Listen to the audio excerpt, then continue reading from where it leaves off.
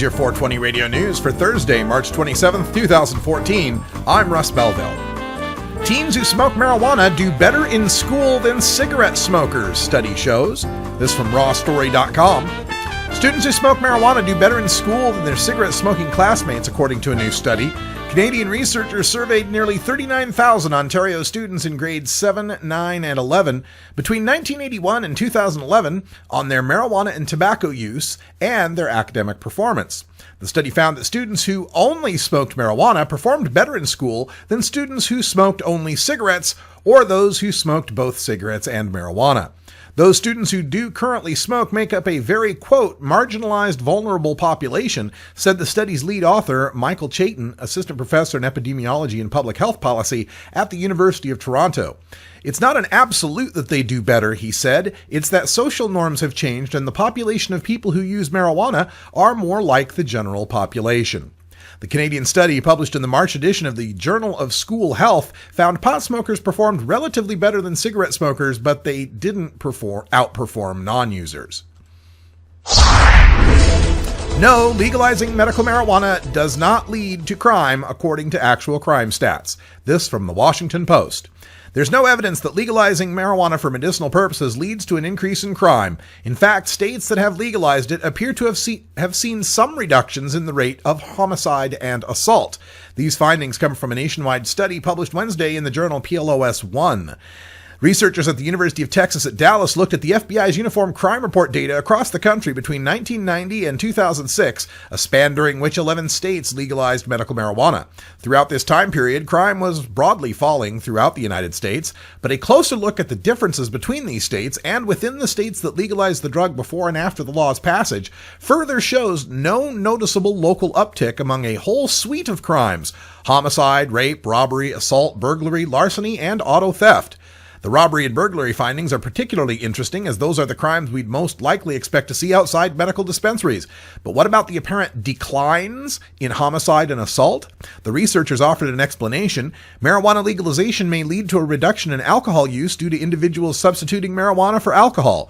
Given the relationship between alcohol and violent crime, it may turn out that substituting marijuana for alcohol leads to minor reductions in violent crimes that can be detected at the state level. Maryland Senate passes medical marijuana legislation, from the Baltimore Sun. The Senate passed legislation Thursday that would give Marylanders with serious medical conditions access to marijuana if it is recommended by a specially licensed physician.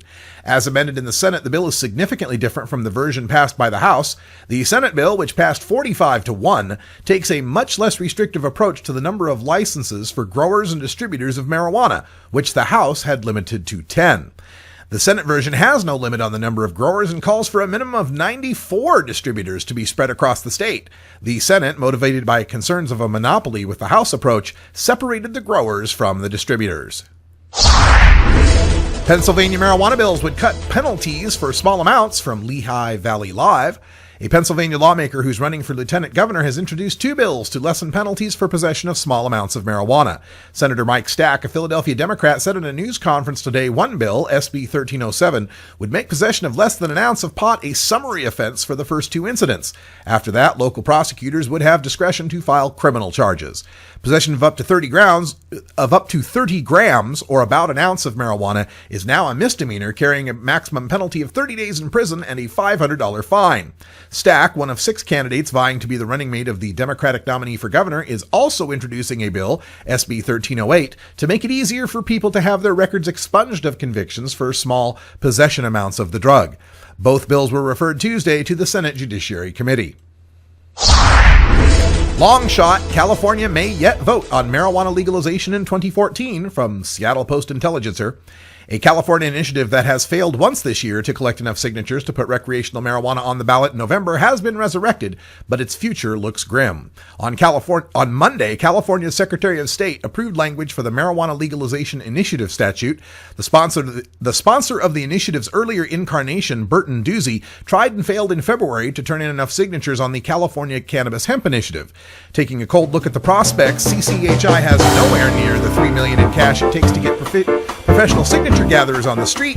Doozy said the group had less than $100,000 on hand and must collect over 500,000 signatures by August 18th. This has been your 420 Radio News for Thursday, March 27th, 2014. I'm Russ Belville. When we come back, we'll go behind the headlines to take a look at the lack of the anti-drug ads recently on the airwaves following legalization, and what happened to the Partnership for a Drug-Free America.